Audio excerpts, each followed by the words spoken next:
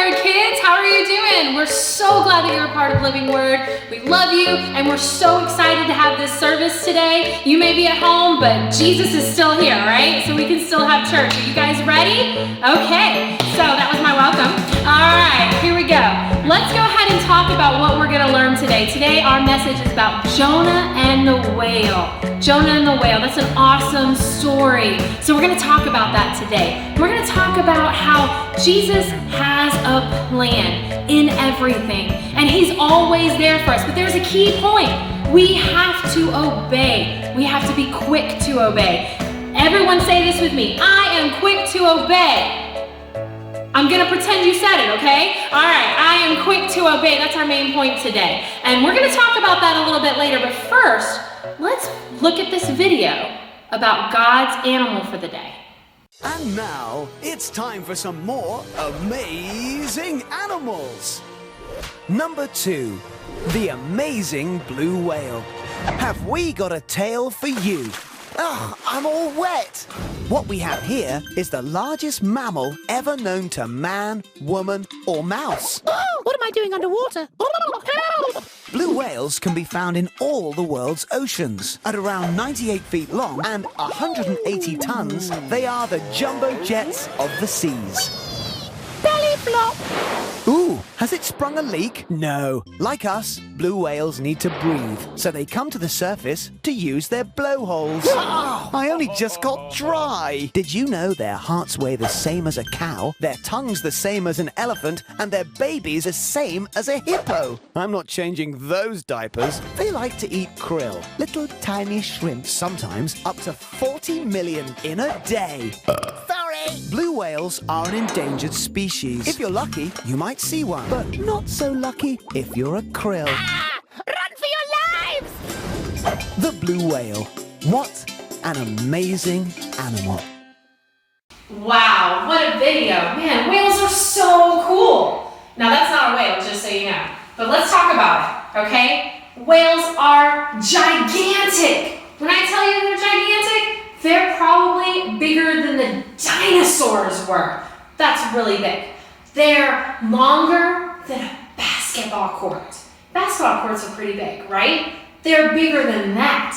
They weigh as much as 50 elephants.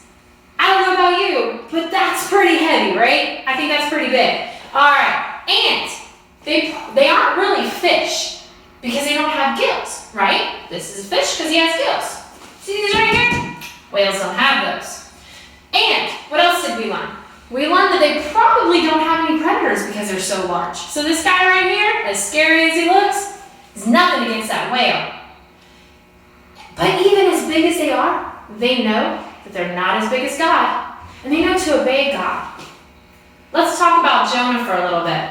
He was a guy who didn't obey God.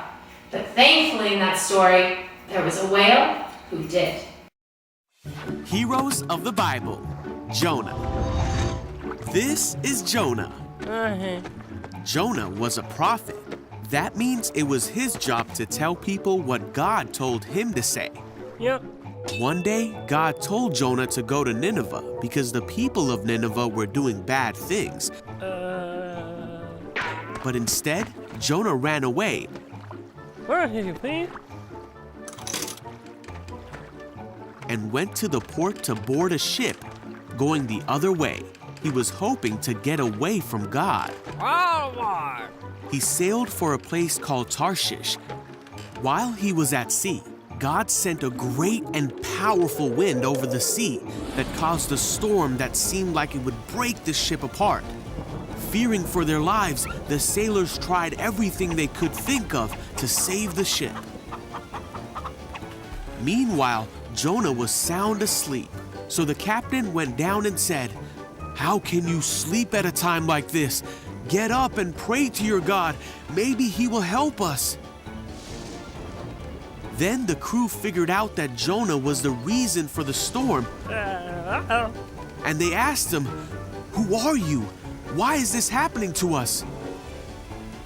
Jonah told them who he was and that he worshiped the one true God who made the sea. Then he told the sailors to throw him in the sea so the storm would stop. No, why? The sailors still tried to escape the storm, but it was no use. So they asked God for forgiveness and threw Jonah into the sea. The storm stopped at once. Whoa! The sailors were amazed at God's power and they vowed to serve him. Now God sent a great fish to swallow Jonah, Great. and Jonah was inside the fish for 3 days and nights.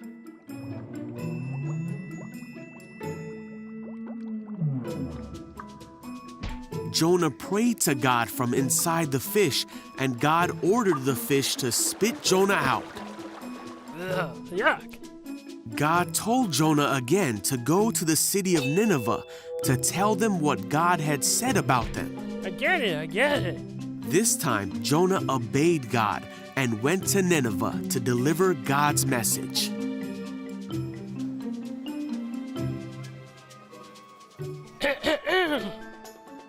The people of Nineveh stopped doing bad things and turned to God. They were saved because they listened to the message that God had given Jonah.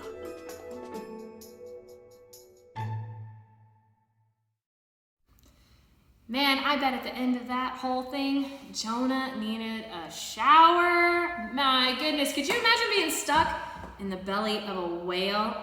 I'm sure that smelled really bad.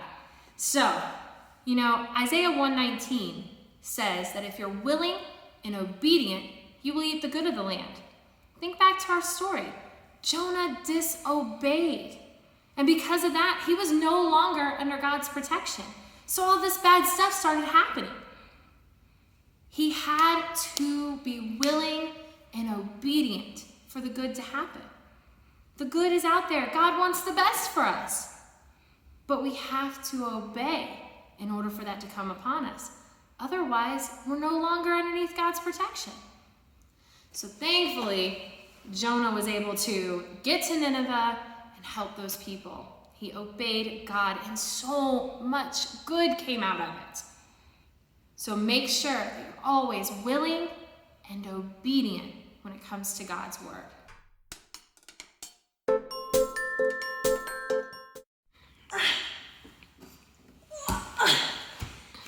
Oh, hey guys. Anyway, so I thought I would tell you right now before I forgot about it, the word of the day. Later, you're going to see a post that asks what the word of the day is. So I guess I should tell you. It is Nineveh. Nineveh. Remember, that's the place that Jonah was supposed to go to. So don't forget. Now, are you ready to play a game?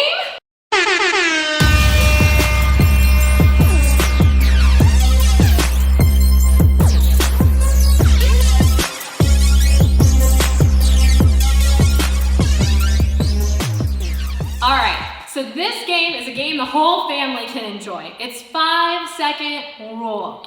What we're gonna do is we're gonna have some music playing and we're gonna have some slides going up. And they're gonna go at 5-second intervals. You only get 5 seconds. Don't pause the video.